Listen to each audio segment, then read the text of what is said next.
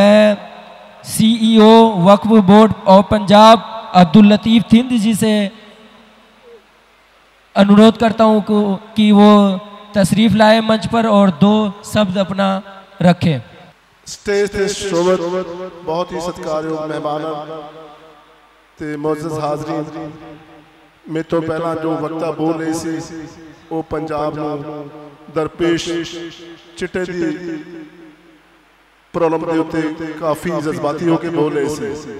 इस तो बिना भी होर कई मुद्दे ने जिहदे लई साडे समाज नूं साडियां NGOs नूं अगे आउणा चाहीदा है ते जिथे समाज के सहयोग तो बिना असीं उन्हां नूं कंट्रोल नहीं कर सकते।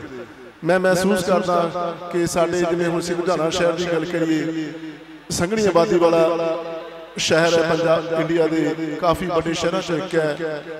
साडे भारत सरकार वालों भी ते पंजाब सरकार वालों भी वक्तन फवक्तन बड़े बड़े मिशन चलाए जाते हैं। स्मार्ट सिटी की गल होंदी है, वातावरण को बचाना, स्वच्छ भारत ते उस तो बिना होर भी साड़ियां जो जिम्मेवारियां ने उन्होंने निभाउण दे विच सरकार का सहयोग देना साड़ी सारियां दी जिम्मेवारी है। मैं तो 10 मिनट पहला आया सी, ऑल ऑफ ए सडन मैनू बुला लिया गया मंच पे। मैं ज़्यादा मेरे तो पहला वक्ता की बोले ने, हो सकता रिपीटिशन होवे।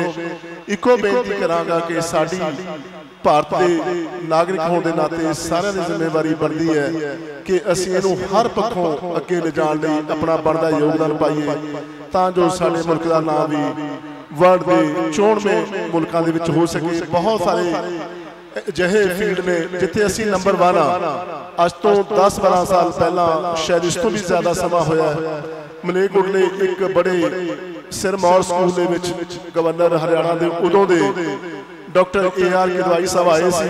उन्होंने मेरे लिए मैं पहली बार सुनिया एक गल आखी सी कि मैं मतलब कि दुनिया नूं साइंटिस्ट, IT परसोनल ते डॉक्टर्स 1/3 तीजा हिस्सा साडा मुल्क सप्लाई करता है।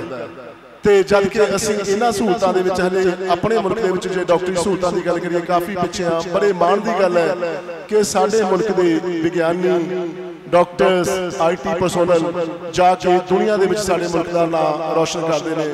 होर भी बहुत सारे यह जे शोबे ने जिथे साडे मुल्क ने दुनिया के दूजा तीजा नहीं पहला नंबर हासिल किया है। मैं उम्मीद करदा कि हक की आवाज़ ट्रस्ट के राही असीं सारे मिल के जो भी इत्थे असीं हाज़र हाँ या जो हाज़र नहीं है मुल्क नूं अगे ले जाण दी कोशिश करांगे। जय हिंद।